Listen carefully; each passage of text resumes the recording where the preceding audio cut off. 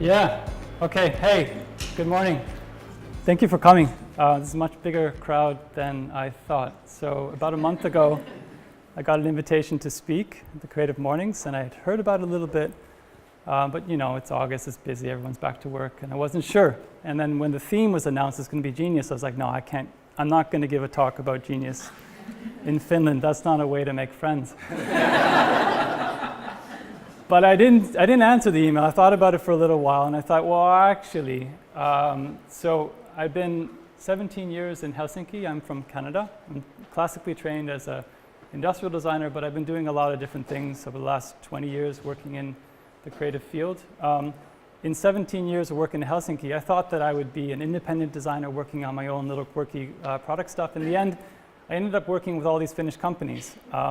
I worked for Nokia. That was the first company that I said when I would come to Finland, I would never work for a Nokia. But then, you know, things happen. And that was fun. You know, Nokia was fun in terms of understanding the topic of genius, especially at that time, when things started going a little bit tricky. It was like, what made us formerly great in the 90s? Those geniuses could save us now. So we were working a lot in that theme. And then I joined Miyake. Was there for about 4 years, working on brand development. And there was a lot of sort of geniuses working in the company, but also past geniuses, Amiratia and Isla, that we constantly looked at to make us more contemporary in current or then also in the future. There was always this contradiction of what to do with the old geniuses and how to hire these new geniuses. That was actually kind of fun to work with, but at the same time kind of mentally demanding. Then I went independent for a little while. I had my own company just trying to help Finnish companies go international.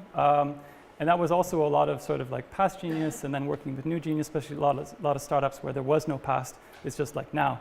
So what I'm going to talk about today is that I decided 2 years ago to join Fiskars. Got an offer to be creative director to head up an internal design team. So we do a lot of product, retail, and marketing in one team, which is kind of cool, instead of it all being spread out. And I work with Scandinavian living. So in Scandinavian living, there's Arabia, Rörstrand, Royal Copenhagen, and then Isla. And I work with Isla a lot because it's the biggest brand that we work with, and there's just so much to do. So this isn't going to be a company talk, and it's not going to be a history lesson, but I felt that by accepting this talk of genius, I could talk about kind of my struggles as an internal creative, because I've worked inside companies, but how to deal with these geniuses from the past and how to identify new genius. And probably a lot of people in the audience can relate with this sort of thing, because we've all grown up, especially Finns, we've all grown up with those great masters, and we see new stuff happening, and there's this sort of interesting dynamic happening between the past and the future. So, you know, Etel has been founded on a lot of these products you guys know, you grew up with. There's a lot of new stuff happening as well. And the company's seen through product, but you know, there's these characters that have created these products. And I think it's, you know, as an internal creative person, I'm starting to learn more and more about what were the backgrounds behind some of these guys and how did they work inside the company. So and again, this is not a history lesson, this is my own observations in context of genius. So, you know, there's the 5 grandmasters that we all kind of talk about and worship as geniuses, as independent geniuses, and they're also all men, which is also a whole other discussion. But Aalto was, you know, I'm not going to go in detail about each of these guys, but I'm just going to give a little insight that I think is important to mention when you talk about genius. So he was very much outside of the company, right? As an architect working on grand scales and then creating a vase that's fairly organic and kind of still interesting today to a certain extent. So he was kind of really outside the company, giving something new in terms of glass. Kai Frank, on the other hand, was really internal. I mean, he was working with the factory workers. He was working even with sales. When this, it was known as Kilta at the time. It is now known as Teema. When that was launched, it was so radical because the whole world was so decorative. It was very ornamental. And then that came, and it created a bomb. So press loved it. Salespeople hated it because they thought it was really risky and how we're going to sell it and how we're going to make money, how we're going to survive as a company, right? So he worked with, the story I like the most is they worked with salespeople. For example, Stockmann's, this is one story I heard, that Stockmann's didn't take Kilta because it was too radical. So he would get some employees to act as customers to go to Stockman's and say that, do you have that new kilter series? I would really like to have it. But I think that's amazing, right? So we worship Kai as a genius of form and industrial design, but then he did all that other stuff. And it took 2 years to sell properly, and now it's a classic and very super iconic, and in a way set the standard for dining internationally. So he was really about smashing dinner sets. I find it super interesting. Tapio Virkkala, in a way, the champion of, I interpret him as the champion of Finnish identity. With the Ultima Thule, was I don't know how close he was to Kekkonen, but I think they hung out a few times. But this sort of like, a wood carver from his background, and became this sort of national emblem for the country, which I find super interesting, especially now, this year that we're celebrating Finland being 100 years. I'm super curious about 101 years and beyond.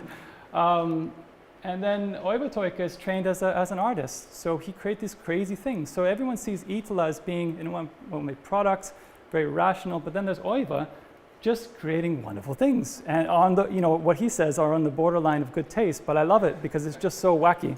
It's just so artistic. And this is so important that a company is made, is kind of formed through these sort of people.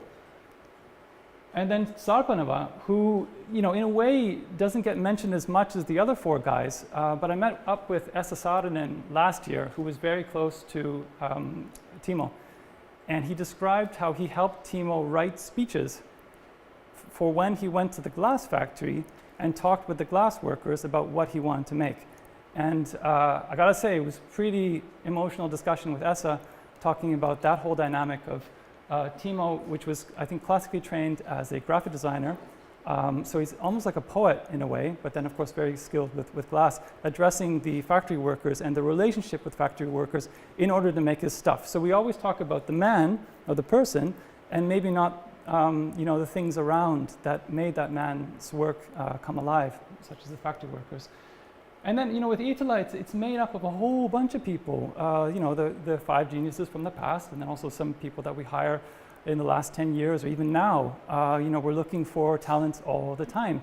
And it is this, we talk, a lot of people in the audience are probably involved with branding, so you think about the brand, and it's, it's got guidelines, it stands for something, but it's made up of people, it's made up of heritage, whether it's 100 years or 10 years, it's made up of something. And these people end up slowly shaping the company. So I think after, I've been 2 years with Fiskars, and this is actually the first time I've ever talked about my work. I've been in Arabia kind of plugging away like crazy, fixing stuff. And now we can kind of start to see some sort of relief in a way. And I gotta say, I feel that there's no such thing as, there's a DNA, sure, there's a kind of brand essence, but I feel especially with many companies in the world, they're made up of different sort of things, and I like that flexibility in a way, especially in this case where you've got so much talent coming in and out. So I was going to talk a little bit about rediscovering genius and all this kind of stuff, but I decided no, I'm not going to talk, because actually the whole talk is about how to discover genius and maybe how to discover new forms of geniuses. And near the end, I think what I'd like to talk with the audience about is how do we get a new definition of genius? Because I think it's time to start talking about this. This might not be about the individual anymore, but that's just my own personal opinion. So, some of the stuff we're looking at is how can we discover genius through material? So not maybe through an individual, but through the actual material. So we're working with the guys in Iittala, super strong. It's a very kind of contradictory environment where you've got very strong kind of masculine men who also know how to dance very well. I don't know why, but they know how to dance. Because it's something with the movement of glass blowers that they know how to dance anyway. They're known as good dancers. But and then with a very fragile, very delicate material. It's super hot, super heavy, and very, very hard to work with, actually. So we're looking with glass and then also color. Color is something that's developed at the factory with chemists, and it's a very natural process, very scientific process. And then we're making stuff. So we hire geniuses like the Bourlec brothers from France to inject a bit of newness to Iittala, which is fresh and super cool. Looks very simple, super difficult to make. And then they scale it up to be super big vases that are art pieces, which are really, really nice. But then more importantly, like as a liquid form, right, it hardens into certain states. So we're doing certain experiments of like what happens when it's extremely rigid. So when it's transparent. What happens when you inject a bit of color? What's that sort of intensity of color? What happens when it's circular with a bit of ripple? What happens when it moves? You know, what are the sort of qualities in transparent glass? You can kind of see different, you know, the glass mass itself. There's a whole pile of sand from Belgium in the ITLA factory. So it's got a very special glass mass and characteristics. So there's genius in the actual material that we want to pull out. And sure, we hire people to work with this, or we do it internally, but I think it's just part of a process of how a company works.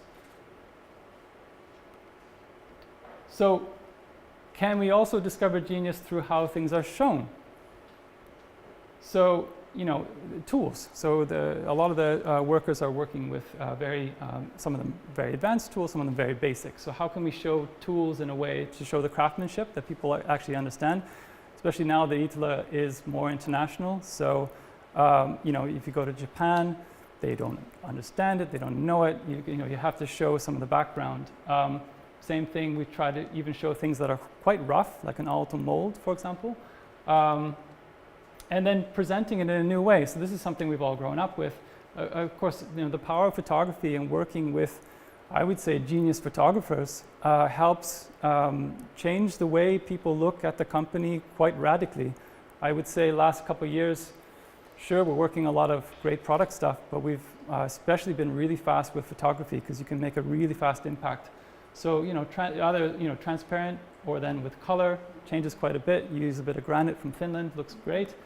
Or even the blue vase, you know, for Finland's 100-year anniversary. You know, very iconic color, very Finnish. Some people might like it, some people might hate it. I gave it to the Miyake studio when we visited them in Tokyo last year, and you could see there, you know, the impression of it, this is a gift from Finland. It's blue. It's this very special color that we've invented in the factory to represent Finland 120. You should see their faces. It was like, wow, you know. In London, I was in London working with another design team, same sort of thing, same blue vase. It's like, holy cow, this is incredible. And this was made a long time ago, right? And I love that sort of thing, that, you know, things that might be boring here are amazing internationally. It's the same thing. And then also, in a way, imperfection. You know, we love kind of looking at presenting things that aren't done. So this is before the vase is cut. Super interesting. You know, they call it the bubble, the kupla on top. You know, presenting that in a new way, in rotation. You know, you see the object, and there's no flowers. You know, it's a sculpture really. But I love kind of looking at movement now, because the company, those products never really moved. They were used, of course, but they never really moved. So we can use video in a much more dynamic way. So then kind of, you know, presentation is one thing, but then in communication. So I hired a graphic designer 2 years ago, Jaakko Suomalainen, who I feel is a little genius in his own way. He's a typographer. And I wanted him to design the ITLA font from the logo. So he did a lot of work on typography. He's doing a lot of other stuff now with photography and things. But I love this sort of thing that's very, very subtle. Looks at the logo, takes something, makes it very contemporary. And then we're able to refresh the website through photography, but the font is kind of it. And that was so important for the identity. And these are things that you don't hear about, we don't write about it. It's not like the grandmasters are kind of like, you know, but this is extremely important stuff, design-wise. And then, you know, we explode stuff with graphics and the logo so we can be more free. So within the actual branding, you know, some things we don't touch and some things we go crazy with. So, and then also kind of discovering genius in spaces. We've been renewing the stores. This is designed by Michael Young, who's based in Hong Kong. So we wanted a completely different viewpoint of ITLA from an Asian perspective. This was a store we opened up in Taipei about 2 years ago. And this is, you know, it's risky. It felt a little bit strange working with such a foreign designer in that way. He's British, so he understands the let's say the European design sensibility. I think some of the main things is obviously photography is great, but the wood mold wall as a link to how the company works with glass that he saw in the factory is kind of cool, kind of a neat thing in terms of storytelling. Then the flagship store in Espanadi that was made about 1.5 years ago, same sort of thing from his work, wood mold wall, but also some other elements that we've designed internally. So we've got a couple designers doing a lot of internal work that, you know, never get the credit, not written about, but extremely important because they're managing the design of the company. there's no people in this in these photos, which is a whole other thing that I want to talk about near the end of the talk. So, discovering genius through people, and I just kind of end the talk soon. The Miyake Collaboration, it's represented by a lot of great products, textile, glass, ceramics, but I think the main thing is the cultural collaboration, both in terms of two different countries, but two completely different companies that have, in a way, the same sort of mentality. We want to make stuff that lasts. We don't make crappy stuff. We try to be a little bit radical with what we do. So this was when we presented the collection in Milan, they did a showcase on how they deal with pleated fabrics, and everyone kind of gathered around and they showed the whole folding fabric thing. And I think there's something with collaboration that it's been around, everyone's been talking and writing about it for a long time, but something about two companies opening up that we couldn't have made this on our own, and Miyake couldn't have made it on their own. So somehow, through two genius companies, to a certain extent, collaborating, something new comes out. And it's not, Miyake is not Itala, it's something completely neutral and new. And I think that's kind of powerful, where it's regardless of the names or the brands, and it's just something kind of interesting and historical to a certain extent, even though we don't see this as historical yet because it's so new. I think 20, 50 years from now, we'll be like, remember when this happened, which is kind of cool. And then the design center uptown in Arabia, I was just talking with someone about it this morning. It's a completely revamped space. Artists working there, there's a lab space. We do a lot of workshops with kids. Beautiful space where we're showcasing new things around resetting the table, resetting the home. Quite cool stuff, a little bit Berlin vibe in a way, which I like because Arabia is not maybe Berlin in that way.